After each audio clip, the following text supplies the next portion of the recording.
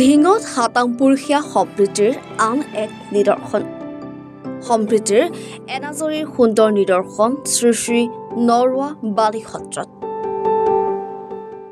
সত্ৰৰ ফুলনিক নতুন ৰূপত সজাই তোলাৰ প্ৰচেষ্টা।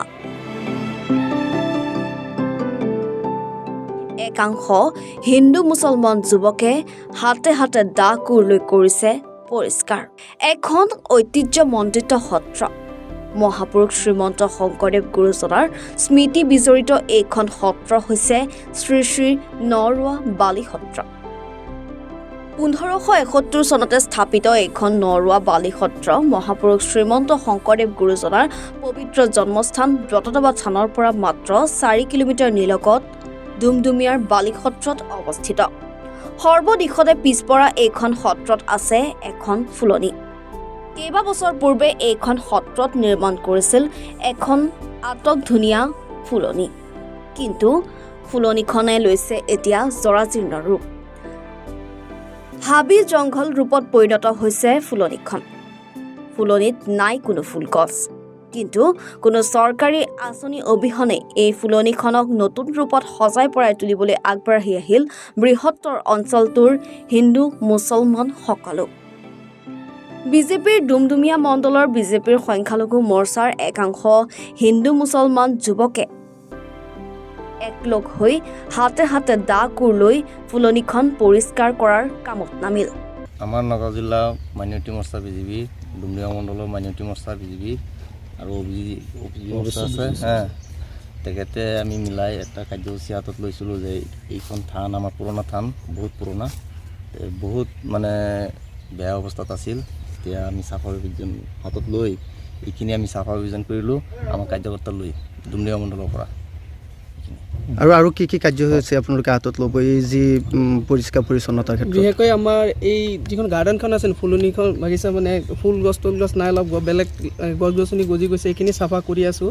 আৰু এই নৰোৱা বালি সত্ৰৰ যিখন থান আছে, আমি উঠি অহা প্ৰজন্মৰ ল'ৰাই আমি কিছুমান বস্তু দেখা পাইছোঁ যে যিখিনি বস্তু আছে কলা কৃষ্টি বা শংকৰদেৱৰ লগত জড়িত বহুত বস্তু আছে, গোটেই অসমকীয় গোটেই ভাৰতবৰ্ষতো এইবিলাক বস্তু নাই, কিন্তু সংৰক্ষণৰ বিশেষ এটা প্ৰয়োজন হৈছে। বস্তুখিনি নষ্ট হৈ গৈ আছে, যাতে মুখ্যমন্ত্ৰী মহোদয়ে এইটো আমি দৃষ্টিগোচৰ কৰিব বিচাৰিছোঁ, যাতে তেওঁ এই সত্ৰখন পৰিদৰ্শন কৰে আৰু চাই যায় আহি। আৰু আমাৰ ডিং সমষ্টি পিছপৰা সমষ্টি আমাৰ মাননীয় মুখ্যমন্ত্ৰীক অনুৰোধ জনাওঁ যে এইখিনি ইয়াত আহি ভৰি দিয়ক, আমাৰ ডিং সমষ্টিৰ ৰাইজে আনন্দি হ'ব, খুব আনন্দি হ'ব। আৰু আজি যিখিনি কাম কৰিছে আপোনালোকে সম্পূৰ্ণ নিজাববীয়াকৈ কৰিছে, চৰকাৰৰ কোনো পুঁজি নাই? চৰকাৰৰ কোনো পুঁজি নাই, গতিকে আমি মুখ্যমন্ত্ৰী ডাঙৰীয়াক আহ্বান জনাওঁ যে ইয়াত আহি একবাৰ ভৰি দিয়ক, আমাৰ ৰাইজে আনন্দ পাব।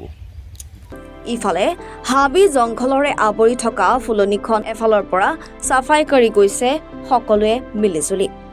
অকল চাফাই অভিযানেই নহয়, ফুলনিখনত নতুনকৈ ৰূপায়ণ কৰিবলৈ আৰম্ভ কৰিছে বিভিন্ন ধৰণৰ গছপুলি। সম্পূৰ্ণ নিজা প্ৰচেষ্টাৰে এইসকল যুৱকে কৰিছে এই কাম। লগতে অসমৰ মুখ্যমন্ত্ৰী হিমন্ত বিশ্ব শৰ্মাক আহ্বান যে মুখ্যমন্ত্ৰীগৰাকীয়ে নিজে এই সত্ৰখনত এবাৰ আহি সত্ৰখনৰ সামগ্ৰিক উন্নয়নৰ বাবে যাতে বিশেষ পদক্ষেপ গ্ৰহণ কৰে। আনপিনে চৰকাৰকো এই সত্ৰখনৰ উন্নয়নৰ বাবে গুৰুত্ব প্ৰদান কৰিবলৈ আহ্বান জনাইছে এইসকল যুৱকে। এইটোৱে যে আমাৰ এই ডুমডুমিয়া বালি সত্ৰৰ বৃহত্তৰ এৰিয়াৰ মেৰুদণ্ড স্বৰূপ এই নৰোৱা থান। এই থানখন শংকৰদেৱৰ গুৰুজনা মহাপুৰুষ শ্ৰীমন্ত শংকৰদেৱৰ মানে জন্মস্থানৰ লগত জড়িত, আৰু শংকৰদেৱ গুৰুজনাৰ বহুত ইয়াত তেওঁৰ আছে, মানে কৰ্ম কৰি থৈ গৈছে, আগতে ইয়াতে ধৰ্মচৰ্চা কৰি গৈছে। গতিকে আমি আজি ভাবিছোঁ যে ইয়াত যিখন পাৰ্কখন আছে, পাৰ্কখনৰ তথৈবচ অৱস্থা আমি আজি ভাৰতীয় জনতা পাৰ্টীৰ আমি যিসকল কৰ্মী, এই কৰ্মীসকল আহিছোঁ যে আমি এই পাৰ্কখন সুন্দৰকৈ দায়িত্ব লৈছোঁ, সুন্দৰকৈ বনাই দিম। আৰু লগতে যে আমি অসমৰ ভিতৰত ভাৰতৰ বিষয়ত আমি এটা চানেকি ধৰিব বিচাৰিছোঁ যে আমি হিন্দু মুছলিম সকলোৱে আমি একতাৰ জৰিয়তে, আমি এডাল বান্ধোনৰ জৰিয়তে যে আমি এতিয়াও জীয়াই আছোঁ, আৰু আমি সকলোৱে ভাতৃত্ববোধেৰে আমি আজি এই নৰোৱা থানখনত আমি হিন্দু মুছলিম ধৰ্ম নিৰ্বিশেষে সকলোৱে আমি ইয়াত শ্ৰমদান কৰিছোঁ, ইয়াত বৃক্ষৰোপণ কাৰ্যসূচী আমি ৰূপায়ণ কৰিছোঁ। আৰু আমি এই বৃক্ষৰোপণ কাৰ্যসূচীৰ দ্বাৰাই আমি অসমবাসীলৈ আহ্বান জনাওঁ যে অশুভ শক্তিবিলাক নিপাত হওক, আৰু আমাৰ হিন্দু মুছলিম খ্ৰীষ্টান জৈন আমি সকলো ভাই হৈ আমি একতাৰ দোলেৰে বান্ধ খাই যাতে আমি অনাগত দিনবিলাকত থাকিব পাৰোঁ আৰু সেই কামনাৰে আমি আজি এই নিদৰ্শন হিচাপে আমি প্ৰথম পদক্ষেপ হিচাপে আমি এই বৃক্ষৰোপণ কাৰ্যসূচী আমি আজি আৰম্ভ কৰিছোঁ। এইখিনি হ'ল আমাৰ ক'বলগীয়া।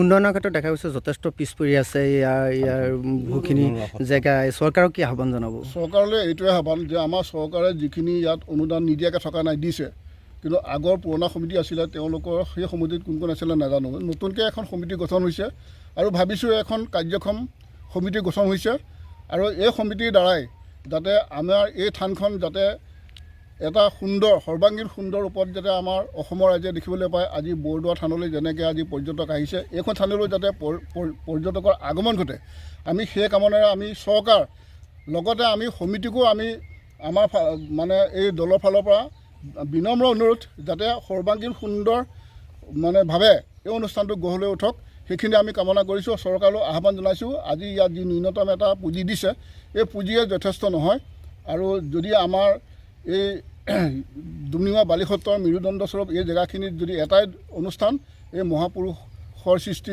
গুৰুজনাৰ সৃষ্টি এই নৰৱা সত্ৰখন, গতিকে আমি ভাবোঁ যে চৰকাৰে সত্ৰখন সৰ্বাংগীন সুন্দৰ কৰি গঢ়ি দিয়ে, এয়ে আমাৰ চৰকাৰলৈ অনুৰোধ। ঢিঙৰ পৰা ছাইদুল ইছলামৰ ৰিপৰ্ট, এনি ভাৰত 24।